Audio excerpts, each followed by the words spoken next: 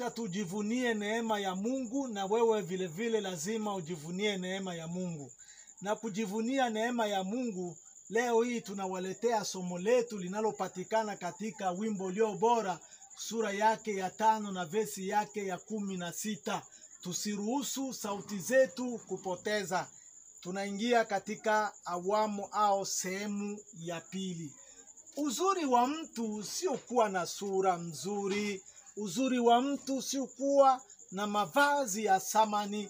Uzuri wa mtu sio kuwa na elimu. Uzuri wa mtu sio kuwa na ukoo. Uzuri wa mtu sio kuwa na pesa.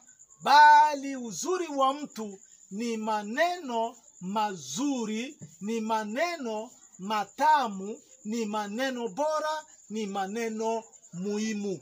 Na hayo maneno muhimu, maneno matamu, maneno bora ni kama wimbo wa mtoto wa Neema. Si mtoto wa Neema anaimbaka wimbo nzuri na watu wanacheza?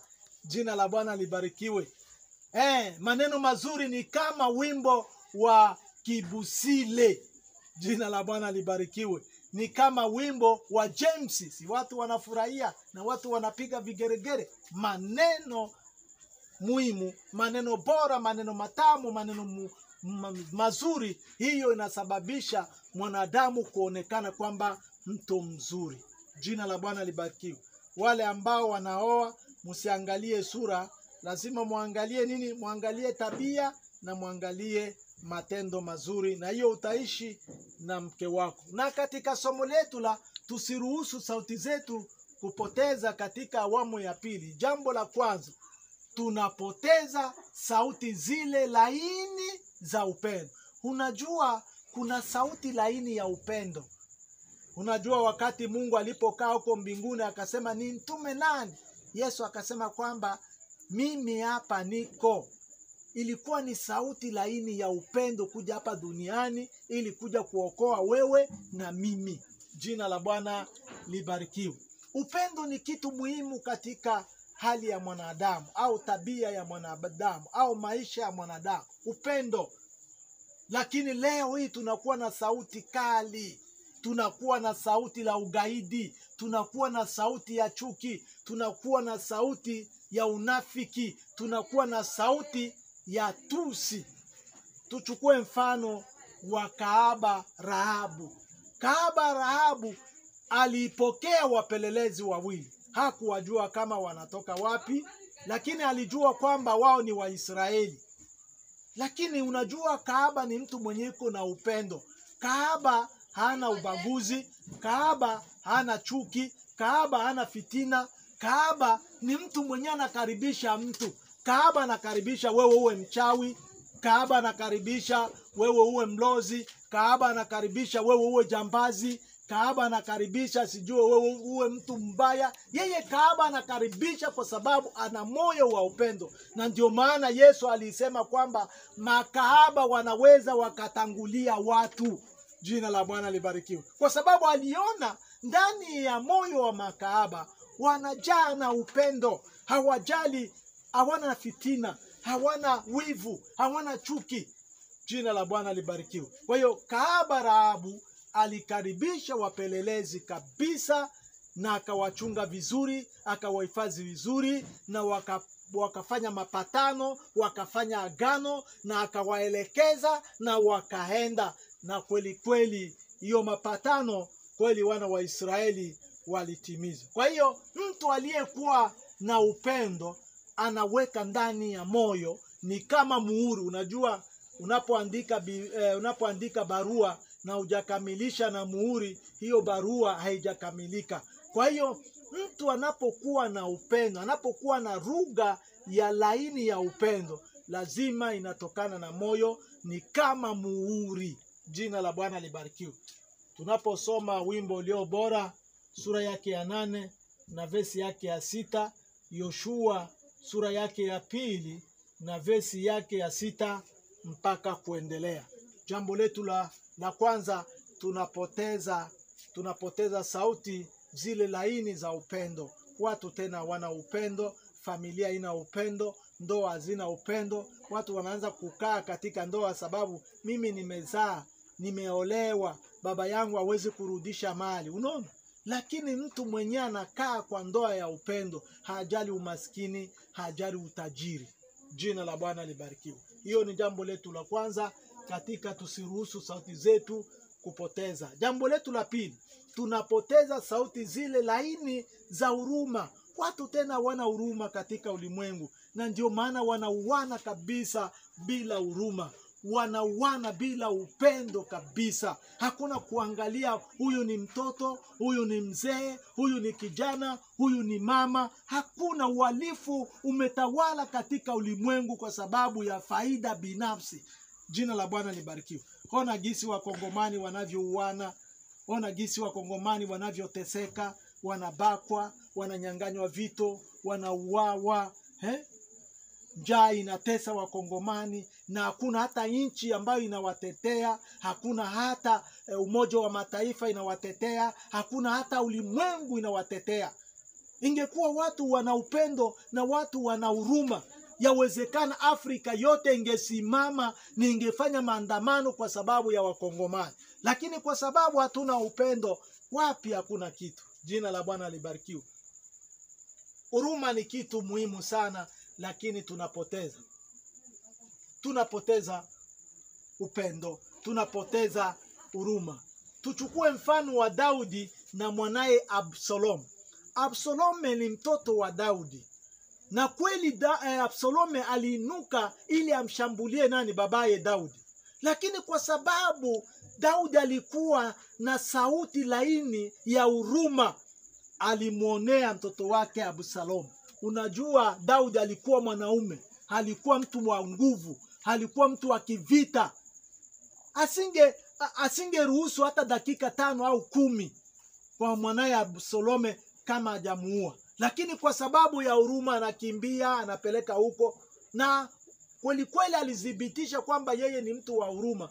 Wakati Absalom alipokufa, alilia, na kabla hajalia aliambia wale watumishi wake, wakati mnapokwenda kumshambulia Absalom, msimuzuru. Jina la Bwana libarikiwe. Ni huruma tu.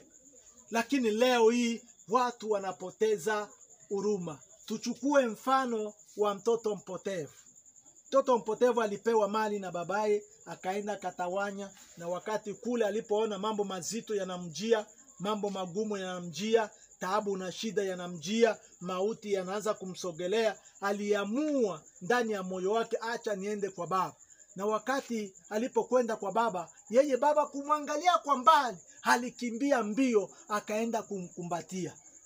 Na wakati alipokumbatia, mtoto hakukuwa na huruma, akasema, wewe, mimi nimekosa mbele za Mungu na mbele zako, mimi si mtoto wako, unifanye kama mtumwa. Lakini baba kwa sababu alikuwa na huruma, hakujali lugha ya mtoto wake. Jina la Bwana libarikiwe. Mtu mwenye na huruma hawezi kujali lugha zingine, anajali tu kile ambacho anakusudia kukifanya. Lakini baba kwa sababu alikuwa na moyo wa huruma kabisa, alisema namna gani? Leteeni upesi vazi lililo bora. Leteeni upesi vazi lililo bora. Mumvalishe pete, mumvalishe viatu, leta ndama, tufanye nini? Tufanye sherehe. Haya yote yalifanyika ni kwa sababu baba alikuwa na moyo wa huruma. Lakini watu ambao hawana huruma kabisa wanaruhusu sauti zao kupoteza. Na ndio maana leo hii kabisa hatuna huruma. Tunasema mambo ambayo hayana huruma. Tunaposoma Luka sura yake ya 15 na vesi yake ya 20 mpaka 24. Jameni, lazima tuwe na moyo wa huruma. Wakongomani leo hii wanateseka. Ingekuwa heri Afrika na ulimwengu mzima ikai itetee nani? Itetee Wakongomani, lakini hakuna mtu ambaye anatetea Wakongomani. Lakini kwa sababu Zaburi ya 139 mlango wa 13, Biblia inasema kwamba mwanadamu ameumbwa kwa jinsi ya ajabu. Jina la Bwana libarikiwe. Na Mungu hawezi kuachilia kiumbe chake ambacho ameumba. Mungu hawezi akaachilia kiumbe chake cha ajabu. Siku moja atatetea Wakongomani, na Wakongomani watapata amani, Wakongomani watapata usalama, na manchi jirani na manchi za Afrika na ulimwengu wataanza kwenda Kongo. Jina la Bwana libarikiwe.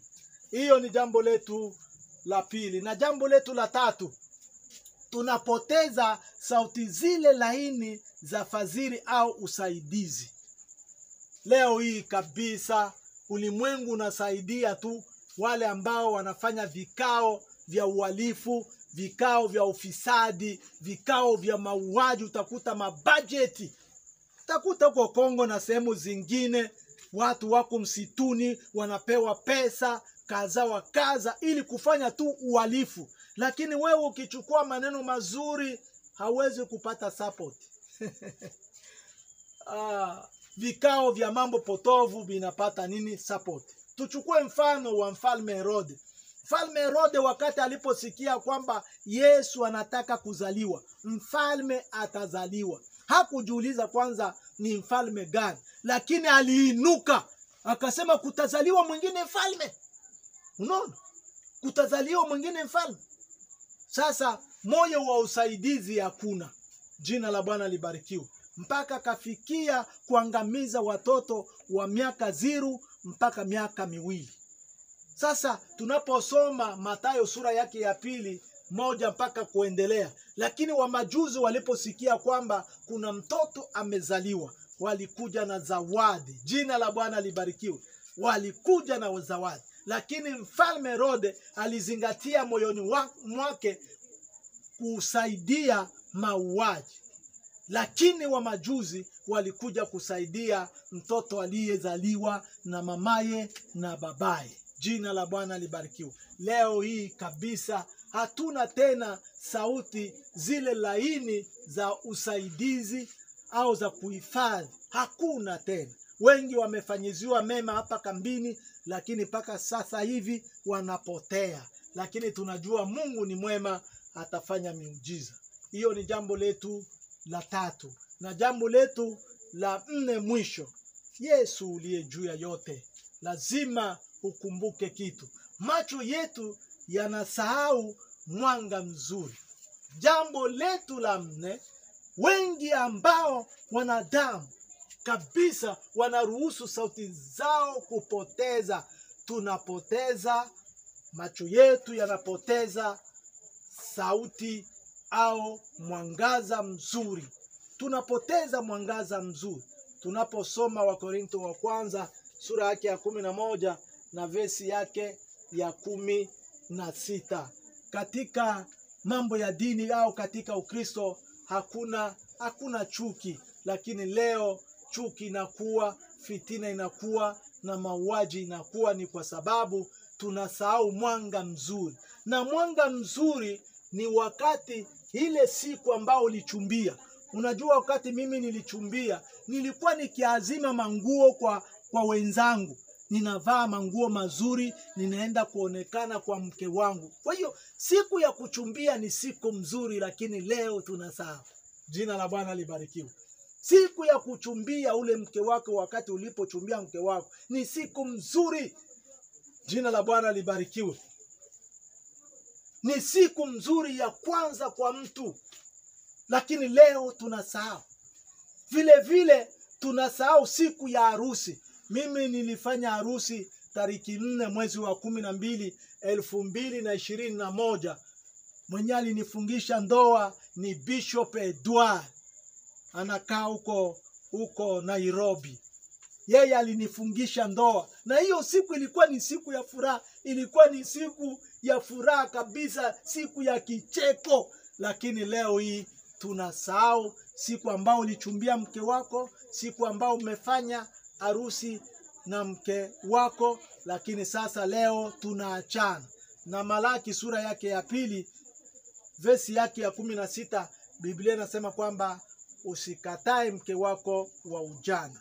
Na ukikataa mke wako wa ujana, Mungu atakuchukia. Kwa hiyo ndugu zangu, leo tumemletea mambo 8 ambayo yanaweza ya kukusaidia katika tusiruhusu sauti zetu kupoteza.